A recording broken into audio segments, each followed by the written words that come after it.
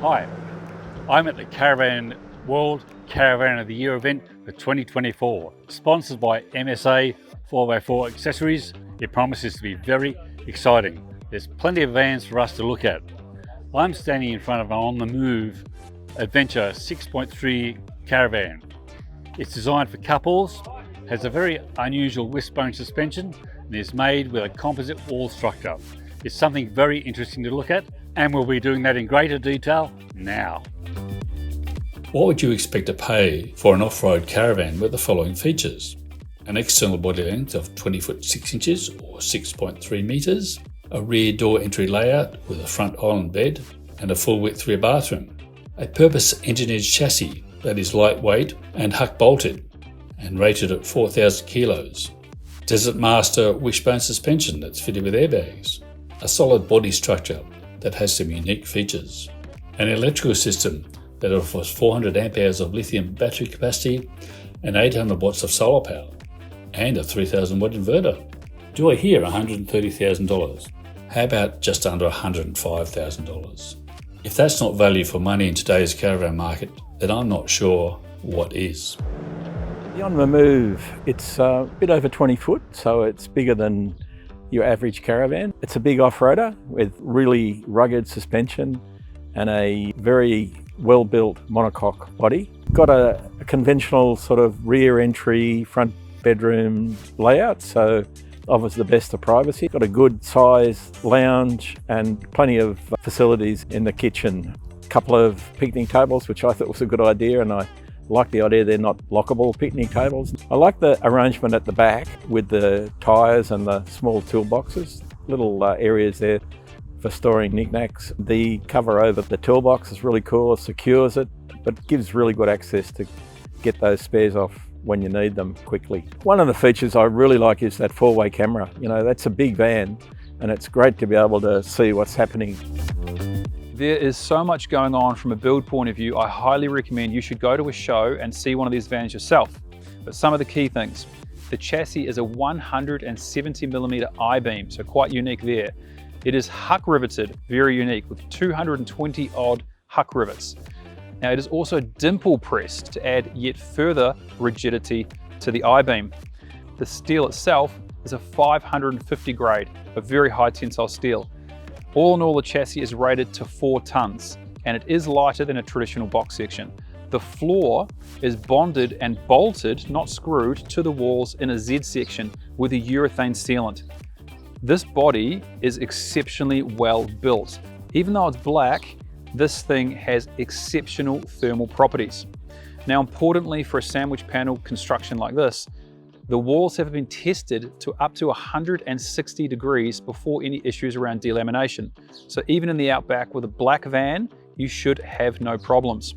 There are hundreds more construction details I'd love to cover off, but the last most important one I really want to focus on is the CMS power loom. Everything is measured and cut in Victoria to exactly where it needs to be in the caravan. So when it arrives in China, the electrical certifier has a very simple and straightforward job of doing the final touches before it's certified. This is a bells and whistles couples caravan that leaves the buyer wanting for very little from this build and design. There's 800 watts of solar, 400 amp hours of battery, and a 3000 watt inverter. If I had to nitpick, the only thing missing is a grey water bypass, which I'm personally a big fan of, and a composting toilet, which just helps to eke out an extra few days in the bush. On the Move's Adventure 6.3 Black Edition Caravan certainly has plenty of innovation. It has a wishbone suspension system. This one's certainly been upgraded and developed with airbags. Another feature I really like are the lock and block dovetail panel joints. If you imagine that's the wall and that's the roof, they go together just like that with accuracy to 1mm. On the Move use a cable management system. That's basically a plug and play arrangement. So we had a Ram 1500 base spec as our tow vehicle for the On the Move, and it was probably the best tow vehicle at this year's event. It towed very, very well. The Desert Master suspension has very, very long transverse mounted wishbones. And what they do is they allow the tyre to have a very long sweep on the road, and then when under compression and turning, the camber change will help keep the tyres flat on the road. It's quite unique that, It soaked up bumps exceptionally well, and I put a lot of that down to the properly vertical shock absorbers. There is no harshness or funny angles underneath. It will work really well, and it does. The biggest X factor for this van is the price. You know, realistically, if this van was built in Australia, it'd be much, much more expensive. A lot of people are going to be drawn to this van because of the price. These fellas are really fair income, but they're really experienced. They know what they're talking about. They know what they want, and they're going to set out, and they've set out to make sure that they make an impact, and I'm pretty sure they are going to. The van is well equipped for indoor-outdoor living with a large outdoor slide-out kitchen, hot-cold outdoor shower and a huge segmented toolbox. There's also a diesel heater and rear and side cameras. The inside is packed with storage, ambient lighting and charge points, including a bedside wireless charger for your phone. The underbed storage has drawers, and there are these nifty magnetised torches in the bedside niches which are designed for overnight toilet runs.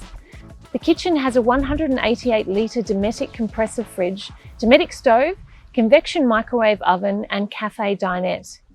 The bathroom has a wall-mounted front-loader washing machine, and I really love the installed amenities dispensers in the shower, which isn't common in caravans and is a nice touch. The warranty supplied on the On The Move is 3 years for the body construction and 5 years for the chassis. The Caravan is not covered for non-gazetted roads or tracks, which means you should be able to take this on things like the Tanami track, Oodendata, and on the Gibb River Road, which are gazetted roads. So you can choose to do a hard lap of Australia with this van and still be warranted.